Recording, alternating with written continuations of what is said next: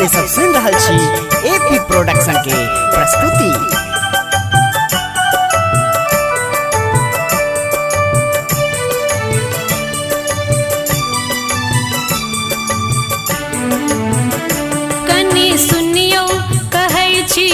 साजन हमार अभी जाओ फगुआ में दै छी हकार कने सुनियो कहै छी ओ साजन हमार अभी जाओ फगुआ में दै छी हकार कने सुनियो।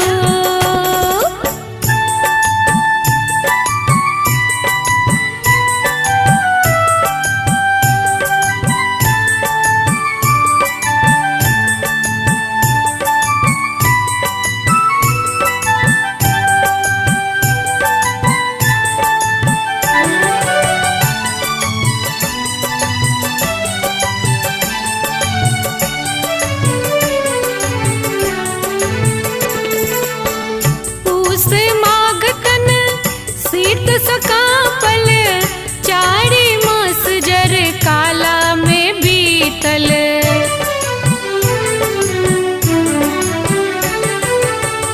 पूस माघ तन शीत सकापल चारी मास जर काला में बीतल मास बसंत के उठल बयार अभी जाओ फगुआ में दै छी हकार कने सुनियो कहै छी ओ साजन हमार अभी जाओ फगुआ में दै छी हकार कने सुनियो।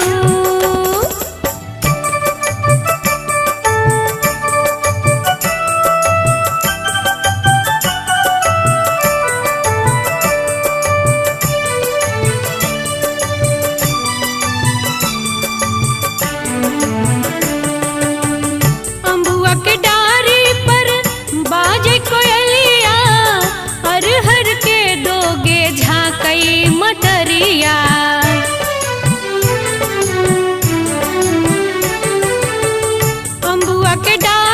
पर बाजे कोयलिया अरहर के दोगे झांकई मतरिया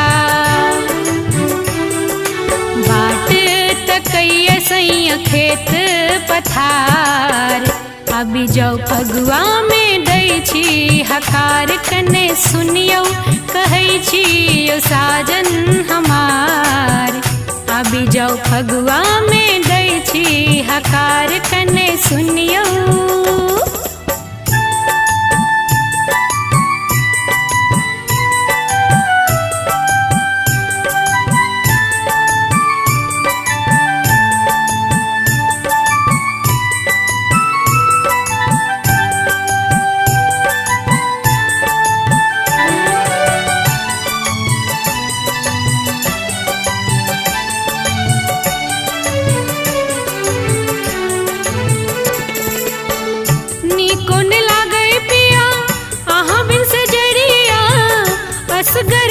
मच तन काटिया हुरिया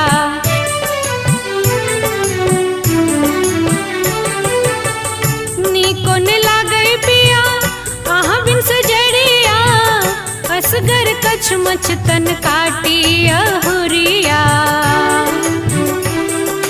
सुन लगैया सैया अंगना दुआर अभी जाओ फगुआ में दै छी हकार कने सुनियो कहै छी ओ साजन हमार अभी जाओ फगुआ में दै छी हकार कने सुनियो।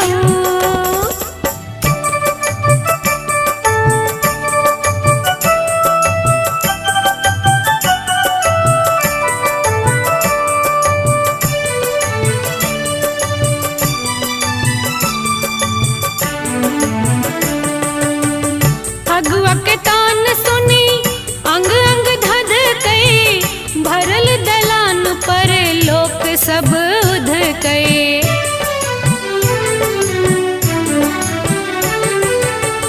फगुआ के तान सुनी अंग अंग धध कई भरल दलान पर लोक सब उध कई